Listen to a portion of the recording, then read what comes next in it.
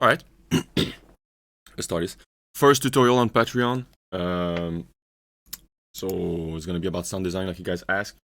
It probably won't be that long, but yeah, let's go. I'll use Serum for this because it's probably gonna be like a little easier to explain because you guys probably use Serum more than Vital, but the concepts are the same. So first thing first, you saw what I did there. I've put the randomizer at 0. So we always start at the same place in the wave. This is going to allow us to make sure our sound is greedy. So for example, if I just play this saw wave, I'll take out the post-processing. I'll add it later on. I'll explain why I have it from the start and everything. But yeah. So to get back to the phase, because this is like a really, really, really important concept. If your phase are not well aligned, so in this case, you see this is starting at right here, and this one is starting right here. It's gonna sound like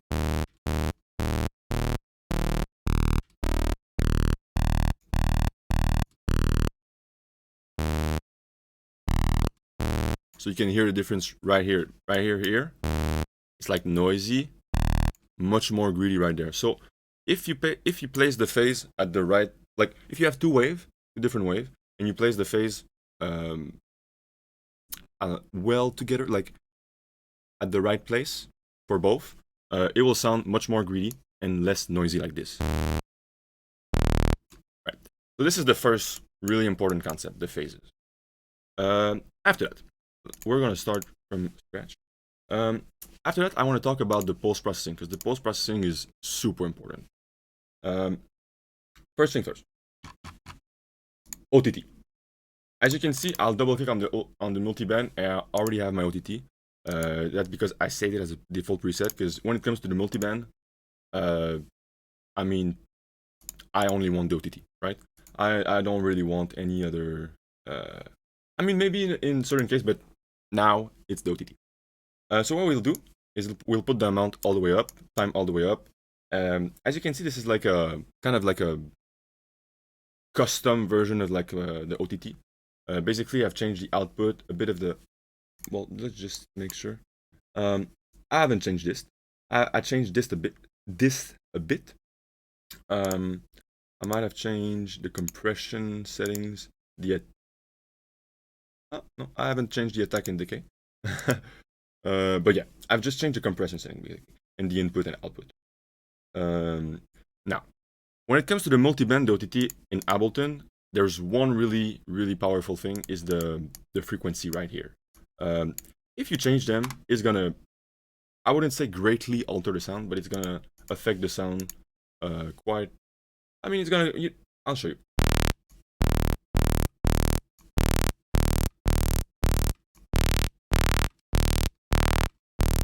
You can already hear in the eye. It's much more like. You can hear it way better in the eye than the lows. But once there's like way more saturation and distortion, that's what I'm gonna add now. A saturator with 10 dB drive. This is only to make the sound already from the start more compressed. Because when it comes to EDM, I wouldn't say the more compressed a sound is, the better it is, but in a certain way it is. Because compression brings out energy, right? If you have like a dubstep track with like a lot of dynamics, it's gonna be for sure less energetic, and there's gonna be less energy than if you have like a super compressed song, but well compressed, right? It's not like just like shoving it into a compressor or whatever. It's like well done compression. But now in this case, this isn't enough to go like, okay, this is too much or whatever, right? So if we listen with both, right?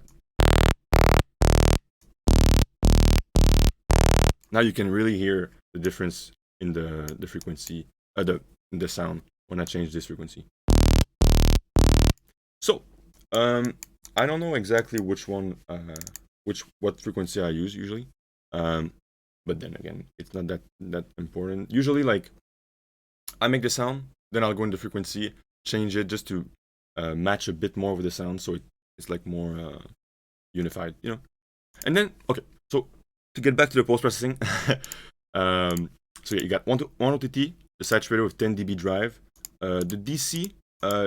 this is used like if I open this up, you can see enable the DC filter at saturator's input stage. This is mainly useful for removing DC offset from audio material that contains them. If you don't know what DC offset is, I'll show you real quick. It's basically when this wave is up or down instead of being like more in the middle. This is an offset. So you're offsetting. I don't know what it's called. Yeah, it's you get it. So get back to this. So yeah, this is if you want it. Like usually, what I'll do is I'll make the sound. I'll go in there and I'll switch it back on, off and on, and just select which one sounds the best. When I use saturator, I always keep the soft clip on. That's because I never think about turning it off. But yeah, I mean, if it sounds better with the soft clip off, go off. If it sounds better with on, keep it on. Then there's this different, but I always use analog clip when it comes to like the type of like curve and wave and everything. Anyway, so OTT, saturator, OTT. That's the main reason why I put that from the start, is because when you're gonna play with the phase, it's gonna be much more. You're gonna hear it much more clearly if you're on the right phase or on the wrong phase. So if we do the example of the two saw wave as earlier, this is noisy. This is much more gritty, and you can hear it instantly. Right. Well, in this case, those are two saw waves, so of course you're gonna really hear it. You're gonna really hear if it's noisy or gritty. But in a case where you take like a random wave, I mean, those probably doesn't sound that good. Okay, this is maybe a little. I'll go with some wave that I know won't be that bad. Monster Phone. A good old classic. And what we'll do first is, well, I'm gonna give it some movement.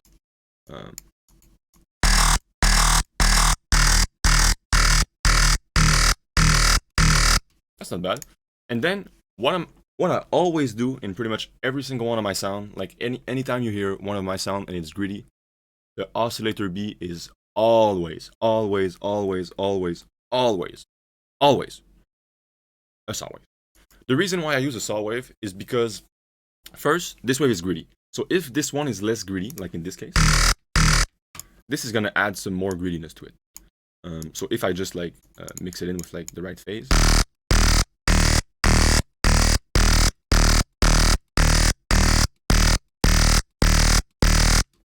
that's not bad compared to this.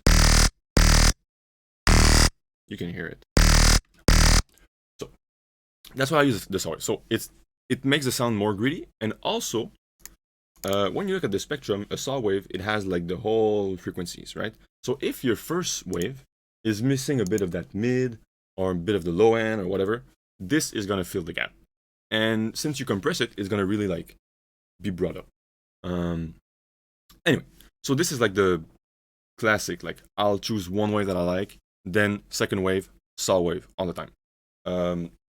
Now in Serum, you only have two wave. In Vital, what I like is that you can add a third wave. And most of the time, I'll add a third wave because like, usually, when it comes to two wave for me, the sound is a little, I wouldn't say empty, but it would like greatly benefit from another oscillator, right?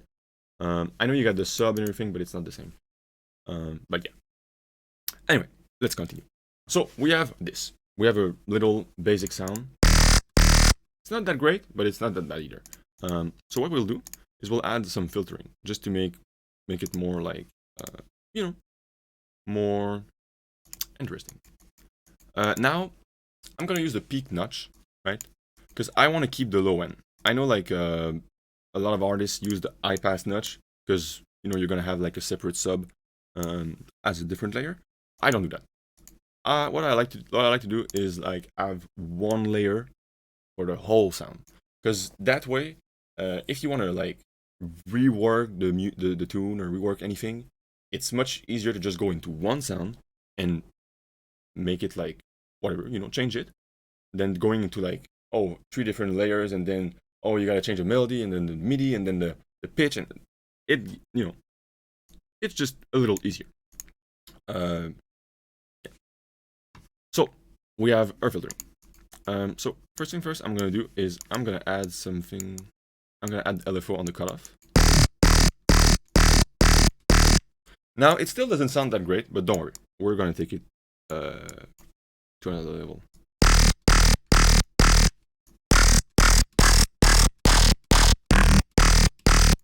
The one thing that I would probably want to do with this sound is the remap function.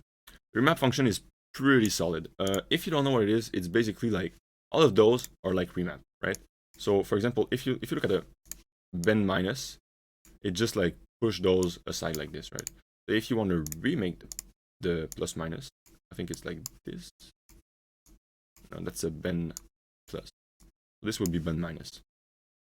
So you can kind of make your own version of all of those, right? You can make like simple stuff like this, or you can make like crazy shit, you know, like and be like, okay, does this sound good? Well, it sounds already better. Now, most of the time, this won't sound that good. Like making some random shit usually won't. But I mean, you never know. In this case, it works. So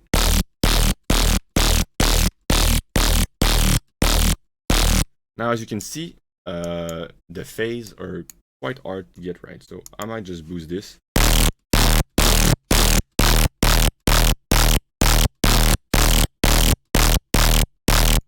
Now there's way too much distortion, but it helped me a lot to get like the right phase. And now I'm pretty sure this is the right phase. I kind of like the distortion there though. 20 dB. If there's one thing about sound design that you should never give a fuck, is the numbers that you see. Like some people will be like, oh my god, 20 dB, that's way too much. I cannot do that. Yeah, but it sounds good. If it sounds good, that's all that matters. So I'm gonna keep 20 dB, and this is gonna be like the like we're not gonna really touch this anymore.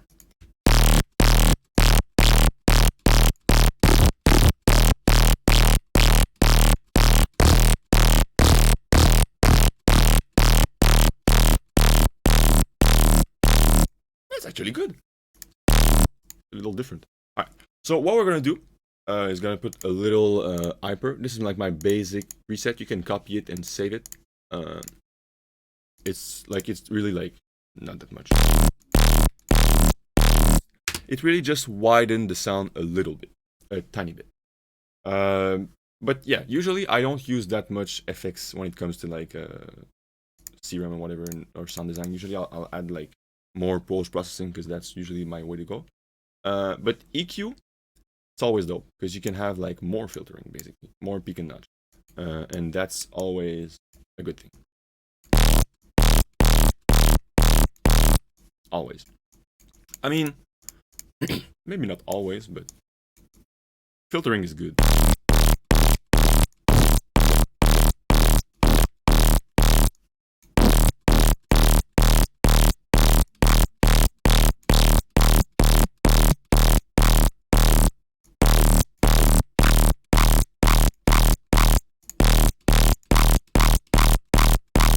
Alright, that's not bad.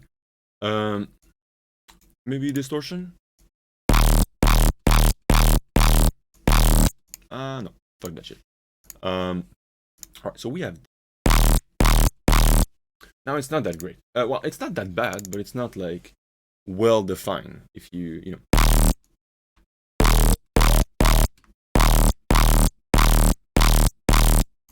I mean, it's not that bad either.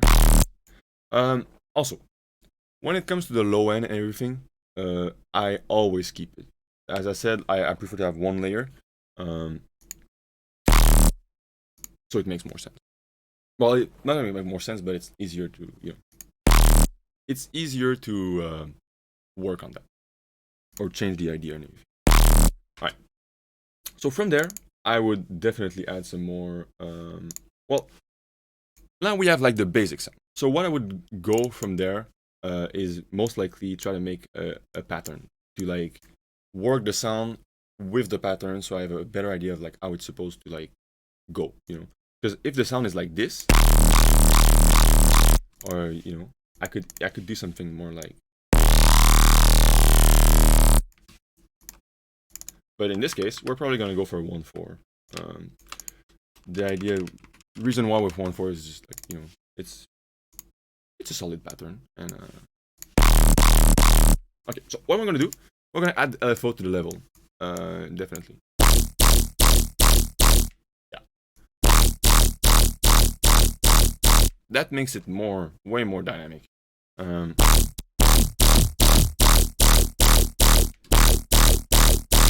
Aha. Now we can go back. That makes more sense.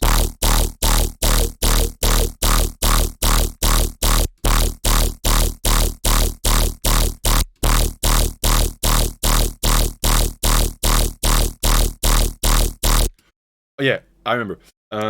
I don't mind boosting like with the EQ. Like some people go like, oh, you cannot boost the low end with the EQ. Like you can definitely. I mean, maybe back in the days the EQ were like less good in terms like, you know, they were less good. They were like bringing more phasing issues and everything. But now EQs are pretty solid. Like in most of my sound design, I'll use a lot of EQs just to like boost certain frequency and cut certain, like just like this. Sometimes it's gonna be even more crazy. Like sometimes I can really boost like this if it needs it, if it's needed.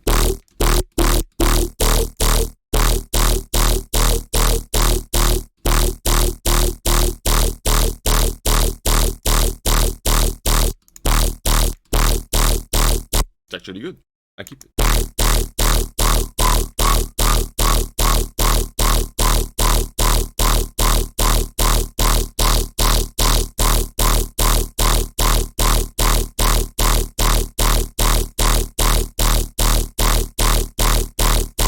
Now you can hear the ringing, like the like this one, ringing a bit, right?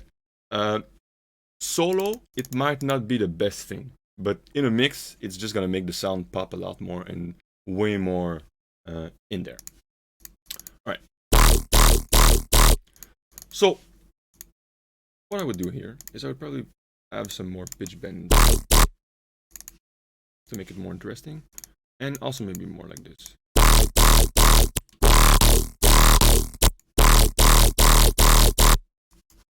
Make it 24 to octave, and now we have something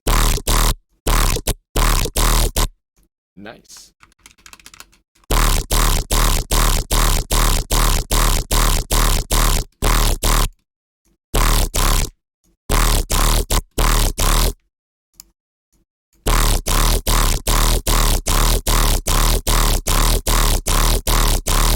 What I would do then, I would duplicate that, and I would make a new sound out of what we have.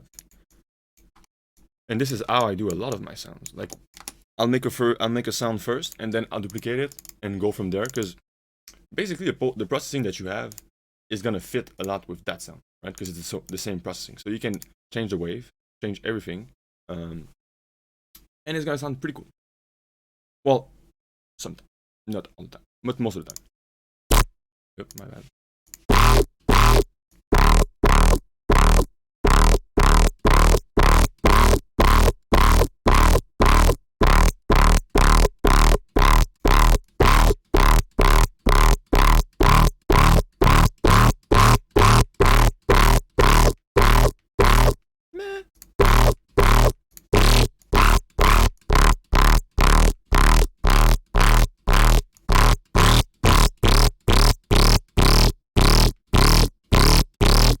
I mean,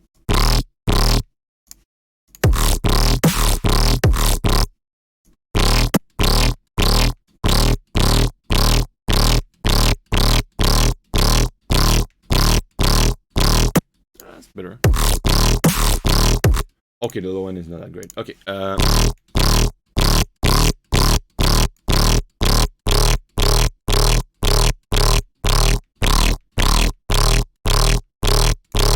so what I'm looking right there, I'm gonna show you, is the meters. So basically, it shows me like a bunch of shit.